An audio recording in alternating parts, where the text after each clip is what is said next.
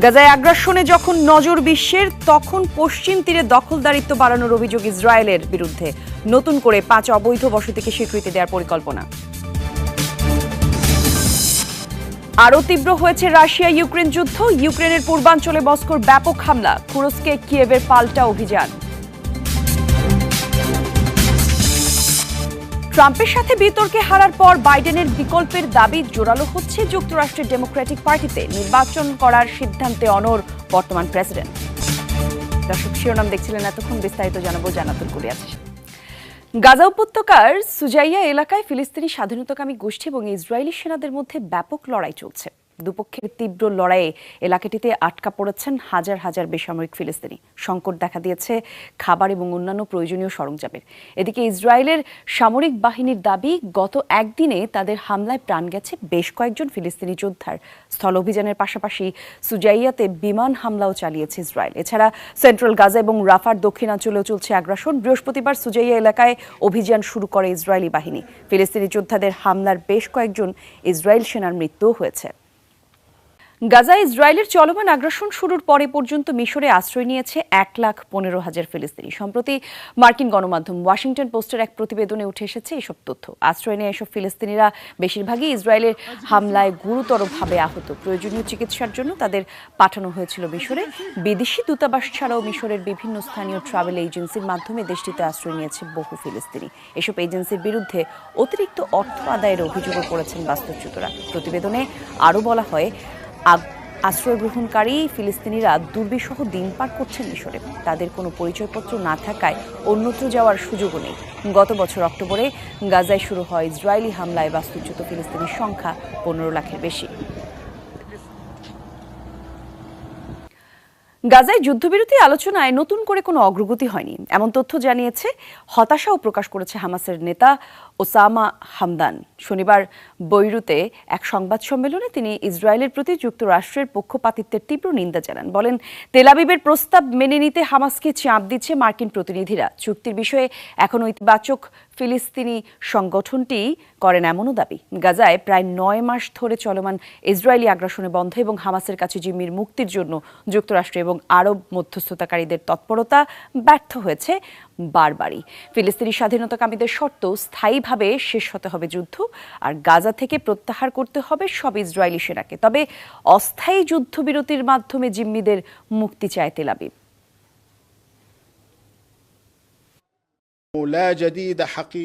ইসরায়েলের প্রস্তাব কোনো শর্ত ছাড়া মানতে হামাসকে চাপ দিতে চায় মার্কিন প্রশাসন। পাল্টাপাল্টি হামলায় আরও উত্তপ্ত হয়ে উঠেছে রাশিয়া ইউক্রেন রণক্ষেত্র। মস্কোর সিরিজ হামলায় শনিবার পুড়ে ছাই হয়েছে পূর্বাঞ্চলীয় ফ্রন্টের বেশ কয়েকটি জনবসতি। প্রাণ গেছে কমপক্ষে 12 বেসামরিকের। কিয়েভের পাল্টা হামলায় নিহত হয়েছে 5 রুশ নাগরিকও। গেল 2 সপ্তাহে আরও তীব্র হয়েছে দুদেশের যুদ্ধের মাত্রা। 24 ঘন্টায় 90টি স্থানে সরাসরি লড়াই করেছে দুপক্ষ।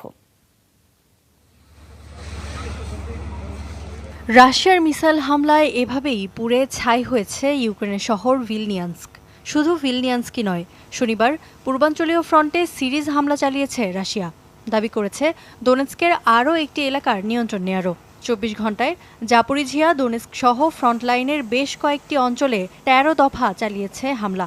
জেলেনস্কি প্রশাসনের দাবি, যার অধিকাংশই চালানো হয়েছে বেসামরিক নাগরিকদের লক্ষ্য করে। এতে শিশুসহ প্রাণ হারিয়েছেন অঞ্চলগুলোর বেশ কয়েকজন বাসিন্দা। হামলার পরপরই সামাজিক মাধ্যম হ্যান্ডেলে প্রতিক্রিয়া জানিয়েছেন ইউক্রেনীয় প্রেসিডেন্ট ভলোদিমির জেলেনস্কি।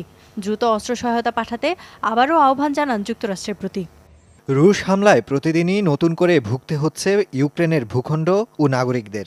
শক্তিশালী আকাশ প্রতিরক্ষা ব্যবস্থা আর দূরপাল্লার অস্ত্র পেলে রাশিয়ার এমন হামলা থেকে বাঁচা সম্ভব হবে। পাল্টা হামলা চালিয়েছে ইউক্রেনও। বড় হামলা হয়েছে রাশিয়ার পশ্চিমাঞ্চলীয় শহর কুরস্কে। ঘটেছে হতাহতের ঘটনাও। ফ্রন্টলাইনে 90টি স্থানে দুপক্ষের মধ্যে সরাসরি হয়েছে যুদ্ধ। সবচেয়ে তীব্র লড়াই হয়েছে পোক্রভস্ক ও খার্কিভে। লেবাননের দক্ষিণাঞ্চলে শনিবার রাতভর বোমাবর্ষণ করেছে ইসরায়েল। চলমান হামলা চালানো হয়েছে ভয়াবহ ভাবেও এবং রাফ তাভলিন এলাকায়। সামাজিক মাধ্যমে এক্সরে পোস্টে দেওয়া হয়েছে এই তথ্য। দেশটির সামরিক বাহিনী জানিয়েছে সেটি। তাদের দাবি, হিজবুল্লাহর সামরিক স্থাপনা ছিল হামলার সামরিক স্থাপনাগুলোই ছিল হামলার লক্ষ্য। এদিকে লেবাননে আগ্রাসন বন্ধের দাবি জানিয়েছে দেশটি। অন্তর্বর্তীকালীন প্রধানমন্ত্রী নাজিব মিকাতি দেশটির দক্ষিণাঞ্চল সফরে গিয়ে তিনি বলেন তার অবস্থান সবসময়ই শান্তির পক্ষে। মিকাতি বলেন আন্তর্জাতিক আইন মেনে গাজা এবং লেবানন ইসরায়েলের হামলা বন্ধ করা উচিত। যুক্তরাষ্ট্রের সাথে দক্ষিণ কোরিয়া এবং জাপানের সম্পর্ককে ন্যাটোর এশিয়ার ভার্সন হিসেবে আখ্যা দিয়েছে উত্তর কোরিয়া। কোরীয় উপদ্বীপের 3টি দেশের সামরিক মহড়ায় নিন্দা জানিয়েছে পিয়ংইয়ং। এমন পদক্ষেপে অঞ্চলটির শান্তি এবং স্থিতিশীলতা নষ্ট করছে বলে দাবি দেশটির। রোববার দেশটির রাষ্ট্রীয় গণমাধ্যম KCNA প্রকাশ করেছে উত্তর কোরিয়ার পররাষ্ট্র দপ্তরের বিবৃতি। সেখানে বলা হয় যুক্তরাষ্ট্রের নেতৃত্ব এমন সামরিক তৎপরতা মেনে নেবে না পিয়ংইয়ং। বৃহস্পতিবার অঞ্চলটির সমুদ্রসীমায় বড় আকারের সামরিক মহড়া শুরু করেছে যুক্তরাষ্ট্র, দক্ষিণ কোরিয়া এবং জাপান। ফ্রিডম এইজ নামের মহড়ায় অংশ নিয়েছে 3 দেশের অত্যাধুনিক নেভি, ডিস্ট্রয়ার এবং ফাইটার জেট। যোগ দিয়েছে মার্কিন aircraft carrier Theodore Roosevelt. Missile, submarine এবং বিমান হামলা ঠেকানোর কৌশল ঝালাই করছে 3 দেশের সেনারা। বিশ্বের নজর যখন গাজার দিকে, তখন নতুন করে পশ্চিম তীরের এলাকা দখলের পাঁয়তারা করছে ইসরায়েল। অবৈধ 5 বসতিকে বৈধ ঘোষণার পরিকল্পনা করেছে দেশটি। অসলো চুক্তির আওতায় যেসব এলাকায় ফিলিস্তিনি ইসরায়েল দুপক্ষেরই কর্তৃত্ব ছিল, সেসব এলাকায় পুরোপুরি নিজেদের দখলে নেওয়ার নীল নকশা করছে তেল আবিব। নেতানিয়াহু প্রশাসনের এমন চতুর সিদ্ধান্তের ব্যাপক নিন্দা জানিয়েছে আরব লীগ, ইউরোপীয় ইউনিয়ন, জাতিসংঘ সহ বিভিন্ন দেশও। 5 দশক ধরেই পশ্চিম তীর আর পূর্ব জেরুজালেমে চলছে অবৈধ ইহুদি বসতি স্থাপন। 1967 সালের যুদ্ধে ফিলিস্তিনিদের কাছ থেকে দখল করা জমিতে এ পর্যন্ত শত শত বসতি তৈরি করেছে ইসরায়েল, যেখানে বসবাস করছে লাখ লাখ ইহুদি। গাজায় যুদ্ধ দুর্ভিক্ষের মধ্যেই পশ্চিম তীরে নতুন করে আরও 5টি অবৈধ বসতিকে বৈধ বলে স্বীকৃতি দেওয়ার ঘোষণা দিয়েছে ইসরায়েলি প্রশাসন। এরই মধ্যে সাজানো হয়েছে নীল নকশা। স্থানীয় গণমাধ্যমগুলো জানিয়েছে অস্ত্র চুক্তি অনুযায়ী এরিয়া বি চিহ্নিত এলাকার নির্মাণ ও বিভক্তিকরণ ইস্যুতে বেসামরিক ক্ষমতা পুরোপুরিভাবে সরিয়ে ফেলার সিদ্ধান্ত হয়েছে।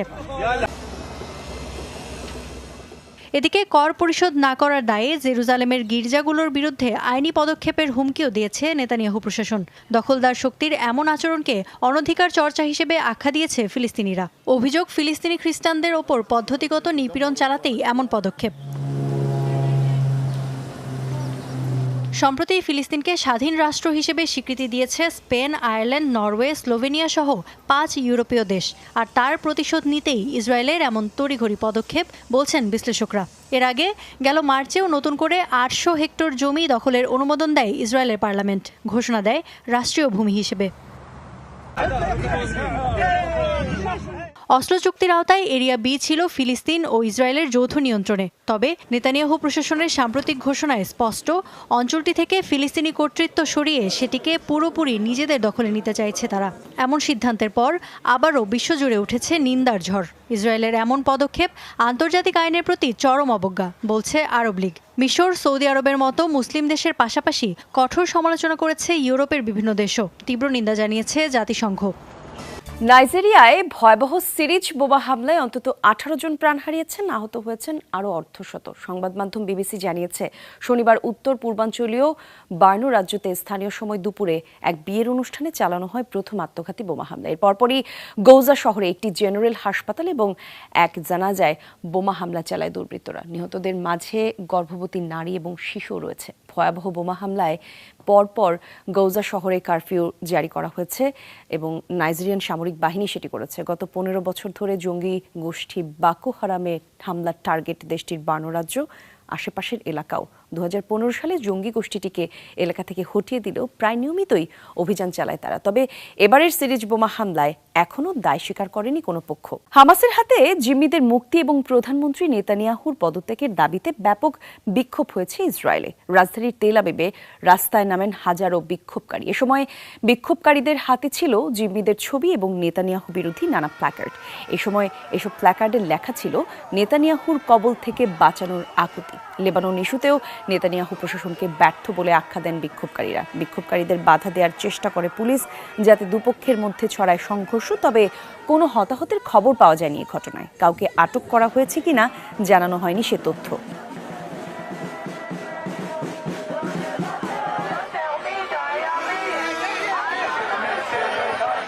ভারী বৃষ্টিপাতের কারণে আবারও ভয়াবহ বন্যার কবলে পড়ছে চীনের গুইঝু প্রদেশ। জারি করা হয়েছে জরুরি অবস্থা। নিরাপদ আশ্রয়ে সরিয়ে নেওয়া হয়েছে কয়েক হাজার মানুষকে। দক্ষিণ পশ্চিমাঞ্চলীয় প্রদেশটিতে শুক্রবার থেকে শুরু হয়েছে টানা বৃষ্টিপাত। 2 দিনের বৃষ্টিতে তৈরি হয়েছে ব্যাপক জলাবদ্ধতা। শিবিং কাউন্টিতে বেড়ে গেছে ওয়াং নদীর পানি। প্লাবিত হয়েছে আশেপাশের নিচু এলাকাগুলো, তলিয়েছে বাড়িঘর এবং রাস্তাঘাট। পানিবন্দী হাজার হাজার মানুষ। ভূমিধস হয়েছে বিভিন্ন অঞ্চলে, উপড়ে পড়েছে বহু গাছপালা। তীব্র পানির তোড়ে ভেসে গেছে ছোট ছোট ঘরবাড়িও। বিধ্বস্ত গুরুত্বপূর্ণ অনেক সড়ক, একই সাথে যোগাযোগ ব্যবস্থাও ভেঙে পড়ায় ব্যাহত হচ্ছে উদ্ধার অভিযান।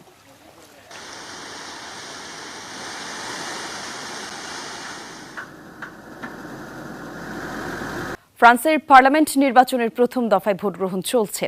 রোববার স্থানীয় সময় সকাল 8টায় শুরু হয় ভোটাভুটি। এর আগে শনিবার ভোটাধিকার প্রয়োগ করেন বিভিন্ন দেশের বসবাসরত ফরাসিরা। সাধারণত প্রেসিডেন্ট নির্বাচনের পর অনুষ্ঠিত হয় ফ্রান্সের জাতীয় নির্বাচন। তবে সম্প্রতি ইউরোপীয় ইউনিয়নের নির্বাচনে ভরাডুবির পর পার্লামেন্ট ভেঙে দেন প্রেসিডেন্ট ইমানুয়েল ম্যাক্রন। বিভিন্ন জনমত জরিপ বলছে পার্লামেন্টের সংখ্যাগরিষ্ঠতা পাবে ম্যারি লু পেনের কট্টর ডানপন্থী দল ন্যাশনাল র্যালিং।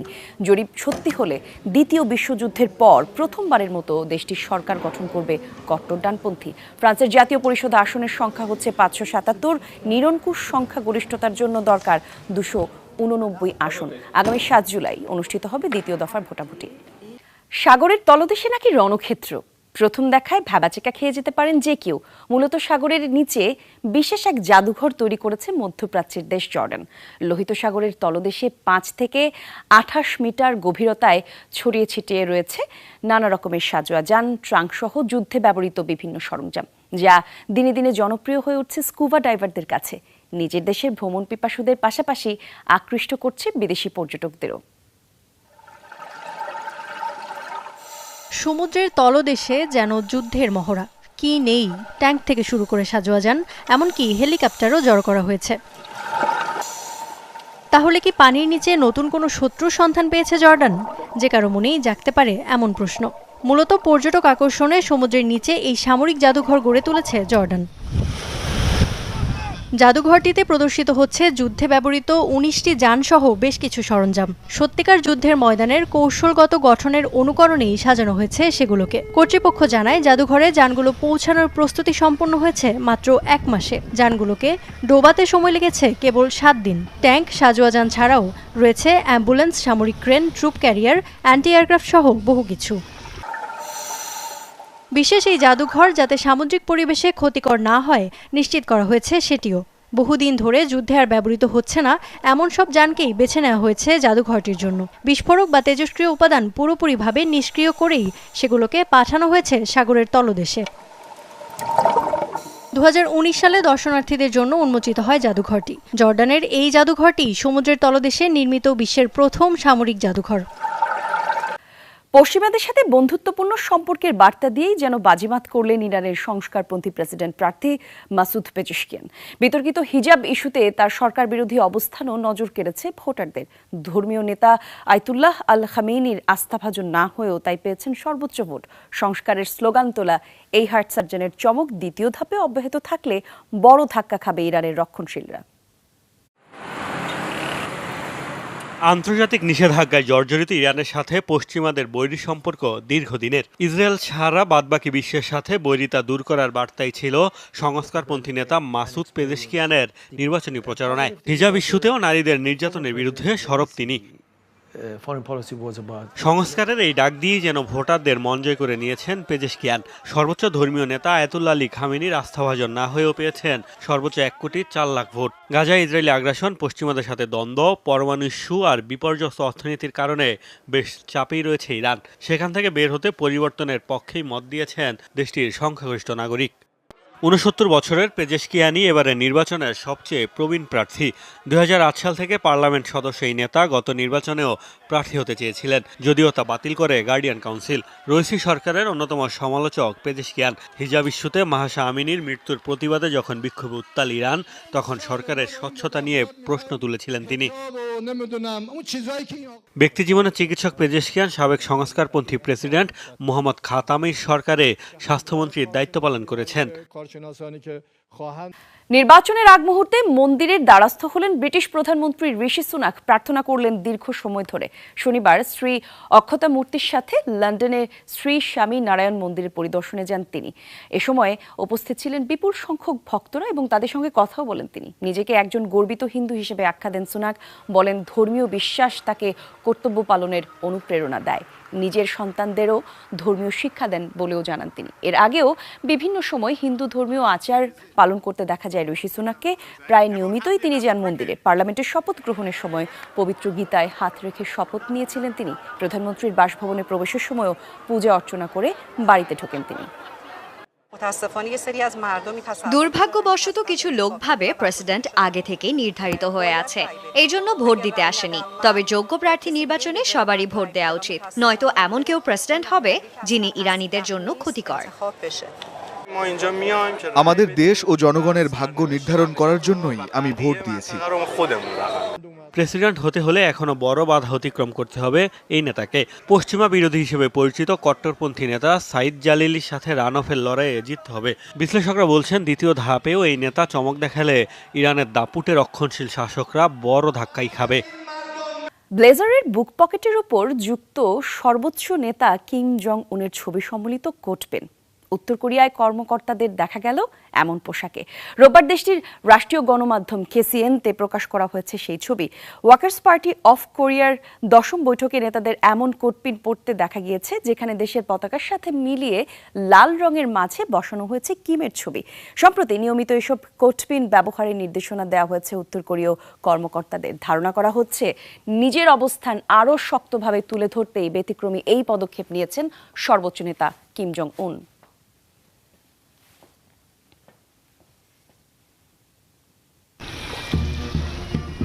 পর্যটকদের কাছে আকর্ষণীয় হিসেবে গড়ে তুলতে 5 থেকে 28 মিটার গভীরতায় বিস্তীর্ণ এলাকা জুড়ে সাজানো হয়েছে ভিন্ন ধারার এই জাদুঘরটি। সম্প্রতি যা পরিণত হয়েছে এই অঞ্চলের স্কুবা ডাইভারদের মূল আকর্ষণে। দেশীয়দের পাশাপাশি বাড়ছে বিদেশি পর্যটকদের আনাগোনাও। রাজধানীর একটি দোকানে হঠাৎ বৈদ্যুতিক সার্কিটে আগুন ধরায় পুড়ে যায় সবকিছু। ক্ষয়ক্ষতি হয়েছে বিশাল। এদিকে সমুদ্রের নিচে সম্পদ খুঁজতে যেয়ে ডুবে মারা গেল এক আরোহী। অতিরিক্ত বৃষ্টি এবং ভারী বর্ষণের কারণে তলিয়ে যাচ্ছে রাজধানী সহ বিভিন্ন এলাকা। মানুষদের উদ্ধারে কাজ করছে ফায়ার সার্ভিস সহ আরও কয়েকটি ইউনিট। 3 সেন্টিমিটারের উপর দিয়ে বইছে বিপজ্জনক পানি। এই পানির কারণে যেখানে হাহাকার ছিল সেখানেই এখন মানুষের আর্তনাদ। কেননা অতিরিক্ত বন্যায় ঘরবাড়ি তলিয়ে মানুষ এখন অসহায়। থাকার জায়গা নেই, কি খাবে সেটাও নেই। সম্পূর্ণ ভিডিওটি দেখার জন্য ধন্যবাদ।